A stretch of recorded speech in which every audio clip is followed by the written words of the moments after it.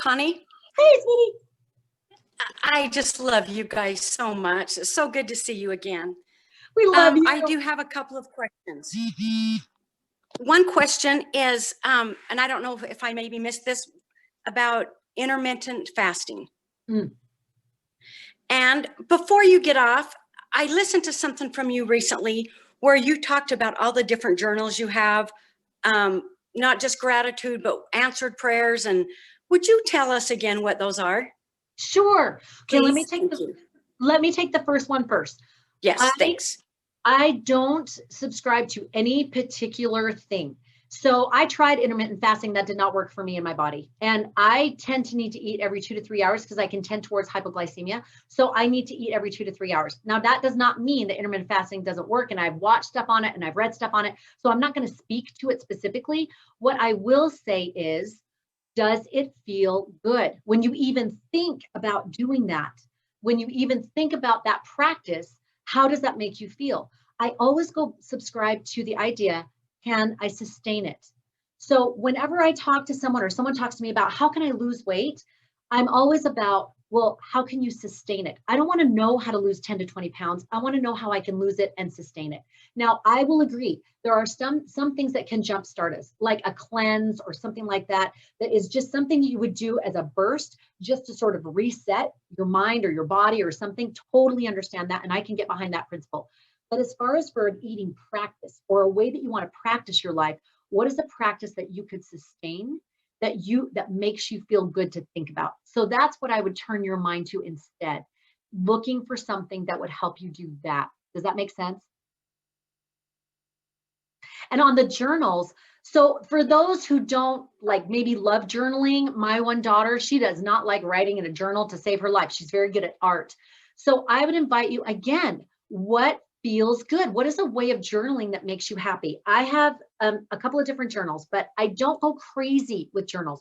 I have one leather bound one that I do at night, and my little guy climbs into me and it's resting time. We put on a little animated Beatrix Potter DVD or a DVD on the Savior. It's very quiet, it's very soothing. And then I'm writing my journal every night. He knows that's my gratitude journal.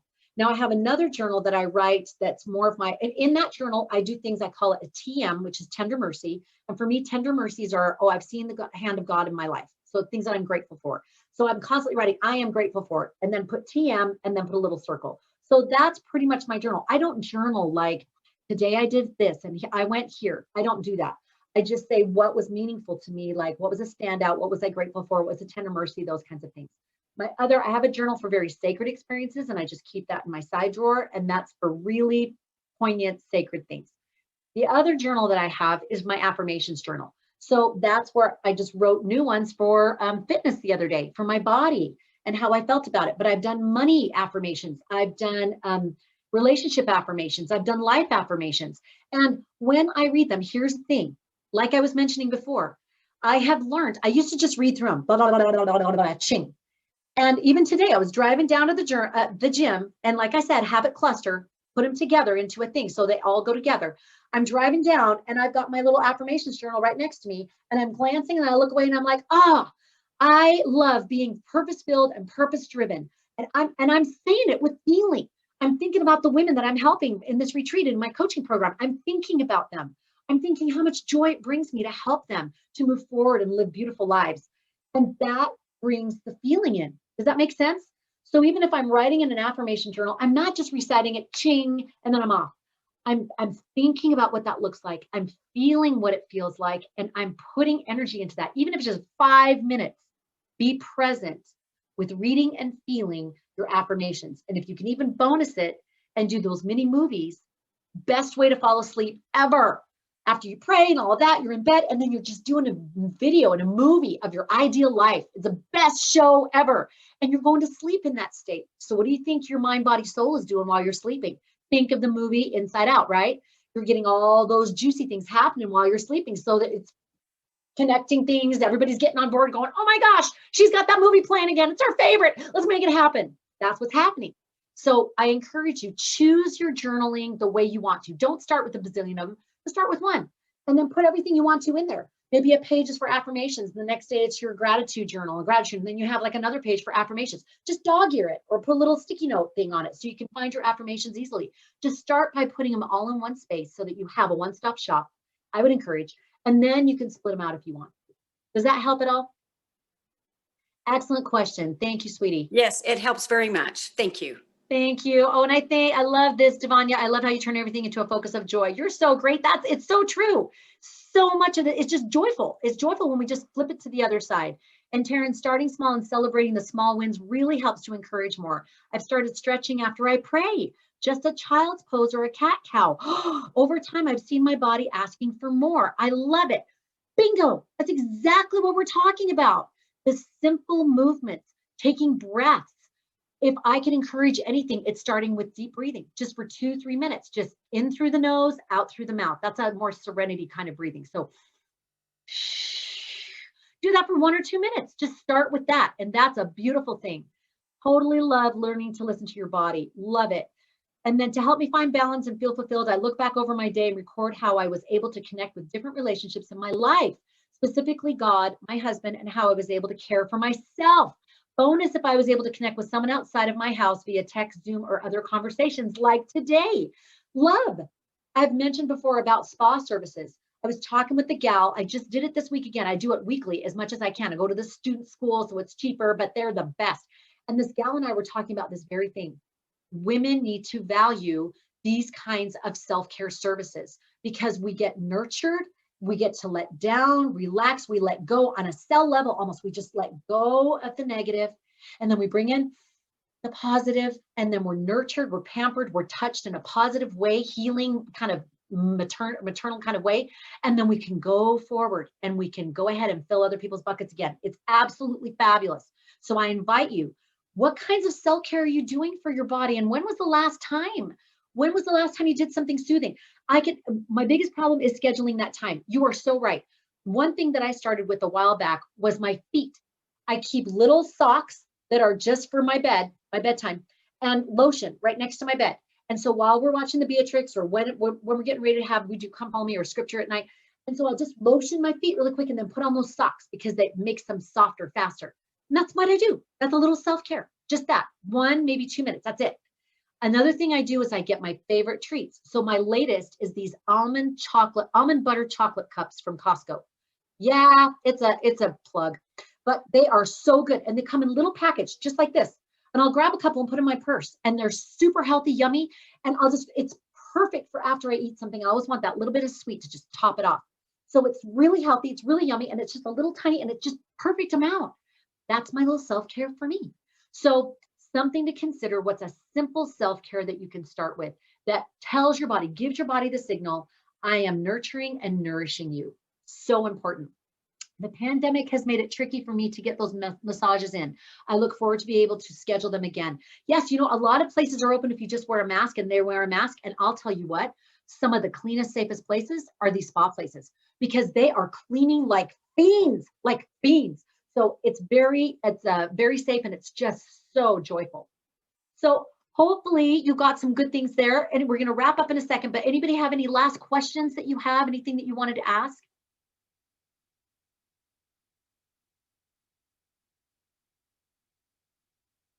Like I said, I admittedly am not the I Ching on this. I am mom in the trenches, and that's how I do my fitness and fabulousness is I have to do it in the doing. I have to do it so it's realistic with kids and life. And I am so grateful. I cannot even express you how grateful I am that I have found these practices that work for me. So my invitation to you is to choose something today. One of those 3 areas that are the 3 pillars that I teach, eat, exercise, and energize, and choose one thing that you want to do in those 3 areas. Maybe it's you're going to just add on water. If you don't know where to start, adding more water is key, absolutely key. And you're like, I don't want to do plain water. Put lemon, put some of these cool things that they have in now, these flavors, natural flavors in it, then do that. But whatever you do, suck down more water. And I can promise you, you will see a difference in your skin, in your body, everything. Lamira can totally speak to this. She's the one that told me, yeah, but drink all your water mainly before 4 o'clock. That's a really good bit of advice. Keeps you from being up all night. But you're right. Lamira says it helps with all the pillars. Water and sleep are key. Thank you so much, Taryn. You're exactly right. The basics, the absolute basics, but life gets busy and we serve everybody else and we think, oh, I can't. I've told the story before. When my little daughter was, I think 3 or 4, I had felt badly that I didn't want to take time to exercise, away from my kids. So I just thought that was taking time away from them. And then I realized I had some experience and I realized my health is number one because mama is the hub.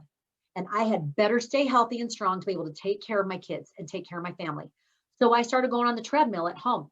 She did not like that. In fact, she would scream and cry and melt down. And we had a big sleigh bed and my treadmill was right here and here was the sleigh bed. And she would bang her head on the end of the sleigh bed if I was going to go on the treadmill. I kid you not. And at first I was like, oh my gosh. And then I was like, oh, she's playing me in the way that only a 3 and 4-year-old can. I want what I want.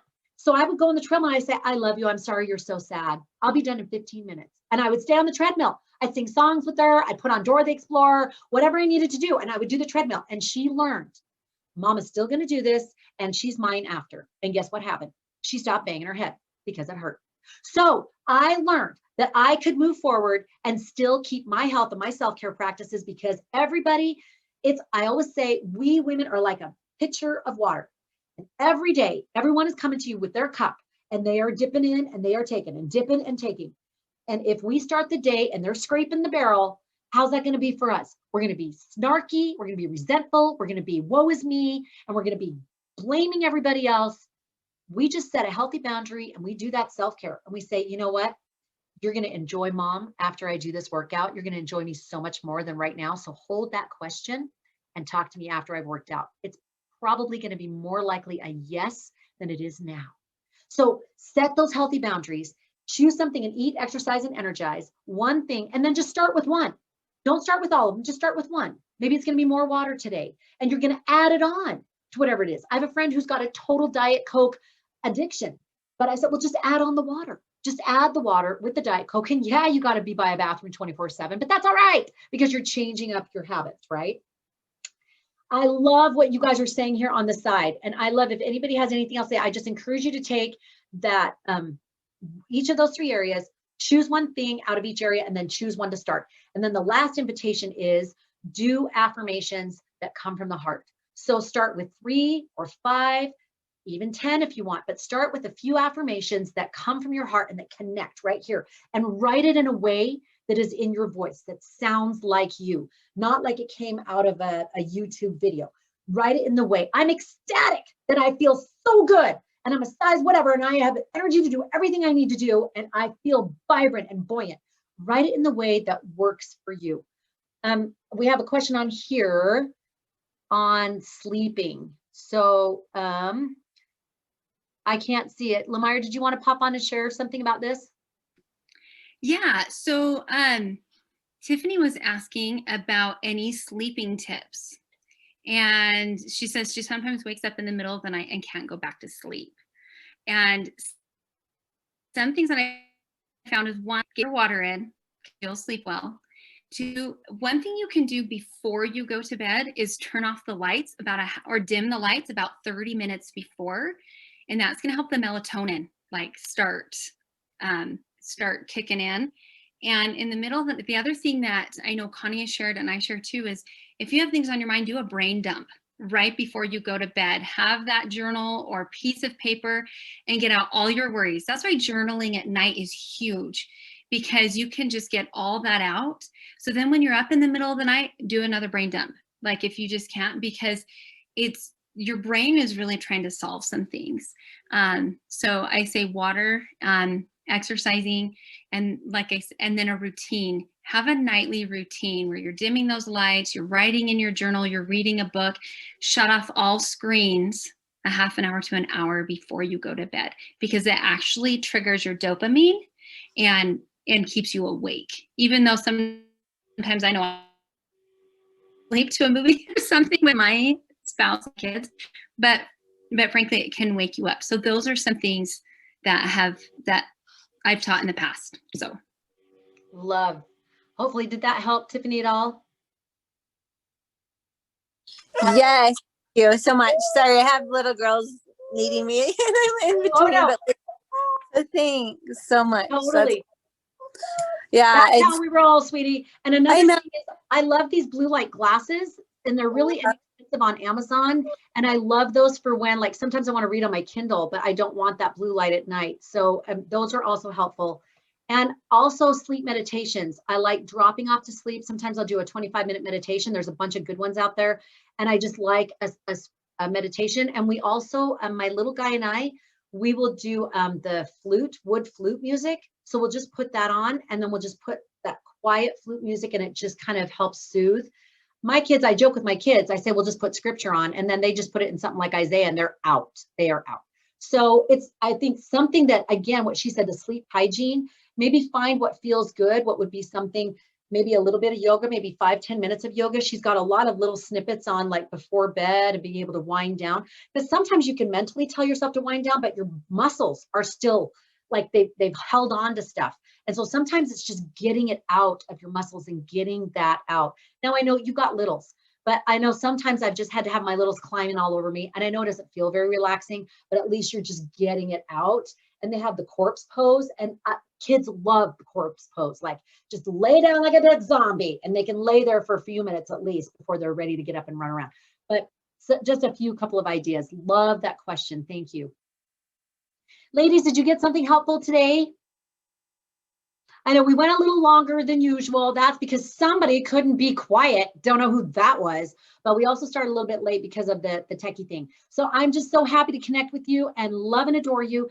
Please keep us posted in the Purpose Filled Women group on Facebook of what you chose to do and if you did something and what kind of results you saw. We want to help you keep moving forward. That's exactly what this is all about.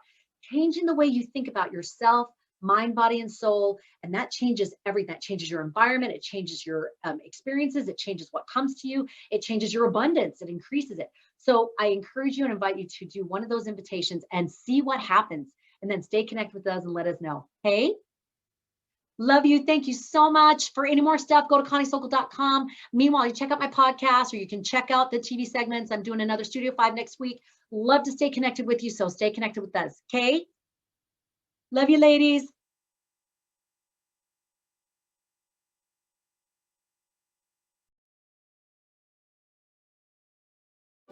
Thanks for watching. As always, hit that like button, click on that bell to get some future videos right into your inbox. And if you want all the other goodies like podcasts, best-selling books, results-getting programs, and all that jazz, then go to ConnieSokol.com. I got lots of goodies there for you. And if you want to connect on social media, I'm on all platforms, so join me there because I want to connect with you right now and help you step into your purpose-filled life.